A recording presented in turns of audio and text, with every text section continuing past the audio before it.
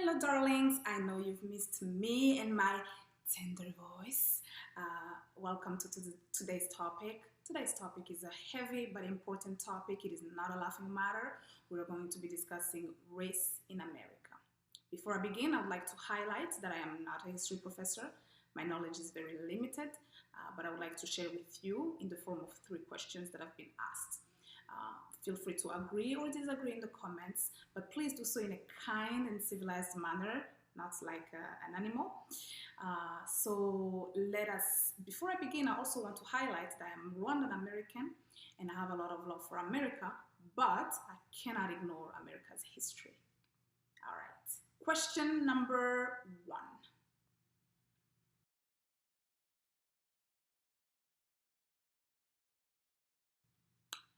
So African Americans are 13% of the population, of the US population, yet they constitute 34% of the prison population. So the question becomes, how is it that the minority in a nation can be the majority in prisons? It cannot be that blacks are more prone to crimes. Such gene does not exist. The answer, in my view, lies in two factors, economic and legal. The economic factor. There's been a very clear documentation that shows that the poorest areas have the worst school. Who lives in the poorest areas? Black people. Those schools, it's been documented that they often don't have books, they have no school counselors, and they have a very heavy history of neglect. So what happens in those schools, ACLU and other nonprofit organizations have documented that because of such disorganization, children, instead of being for offenses that can be handled on school premises, instead of it being handled there, for any small offense, they tend to send the children to the criminal justice system. Whereas in other school, it's usually handled on the premises. But because there is no organization, there is no counselor, there is nothing, they just send them to the justice system. And so teenagers find themselves thrown in those areas. Black teenagers find themselves thrown in the criminal system for offenses that would have otherwise been handled at school. Second element, then once they're there, the justice system, which has often been referred to as the injustice system, again, it's been documented that the justice system doesn't treat black children the same as it treats white children. They tend to offer harsher sentences. The children are poor, and so they have no money for representation. So a number of factors that then makes them oftentimes be convicted, right? So because they're poor, they go to schools where nobody cares.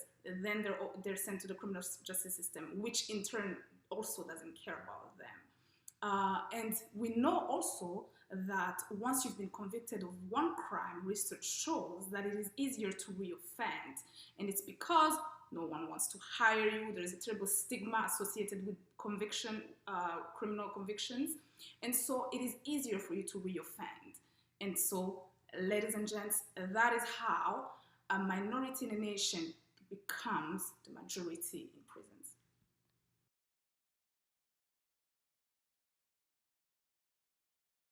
To ask this question is to not really understand the history of African Americans in this country, which is okay because you don't grow up learning it. Well, but is it okay though? Because we get annoyed when people ask us, where is Rwanda? What is Rwanda even? Because we expect everyone to know the history of Africa, yet we don't know the history of America.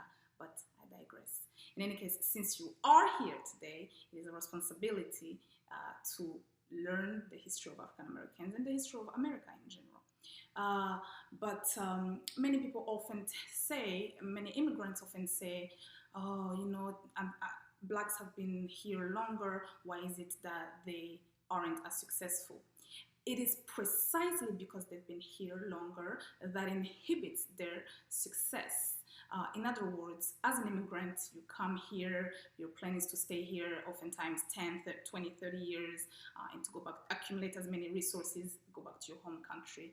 You don't mind racism. Sometimes you don't notice racism. It's easier for you to tolerate racism for a limited amount of time.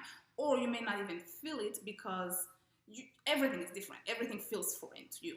And it's okay because you are in fact a foreigner and you don't mind it, and you know that when it's time, you will return to your home nation.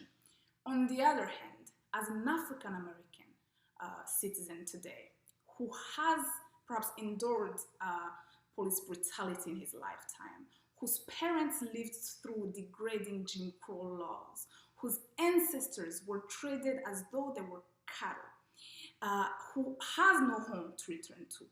America is their home. So it is very traumatic.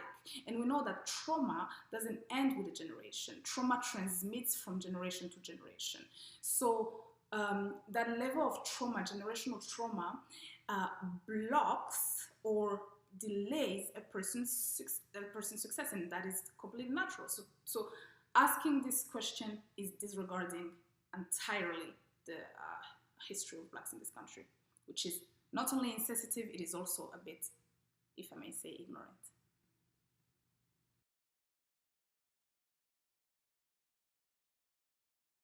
For me, I align more closely with the first group of people, and I'll tell you why. Without even going as far back as slavery, let's talk about Jim Crow laws. Jim Crow laws allowed, in fact, mandated for restaurant owners, for example, to have a white colored area and white area. Do not intermingle your guests. Black and white could not intermarry. And why is that? Eugenics. Because they didn't want to mix the races, because they deemed one race to be inferior. And very basic things such as public parks. You could not, as a black person, go to the park, bring a picnic basket, eat a mango, because your skin was black. So the absurdity of this law was so obvious, but it only was abolished, these laws were only abolished some 50 years ago, which means that the children of the people who drafted these laws are still alive today. And they very well may be, they could be lawmakers themselves. And so you cannot tell me that a nation that allowed such barbarity just some decades ago today has clean hands. So it is not enough to abolish some laws. We must rewrite the entire constitution, because the entire constitution was written under the same primitive mentality. So now, I don't know how that happens. I don't know how one rewrites a constitution, but that is what must happen in my mind for there to be a long-term solution. In any case, thank you for tuning in, and I hope this video was informative.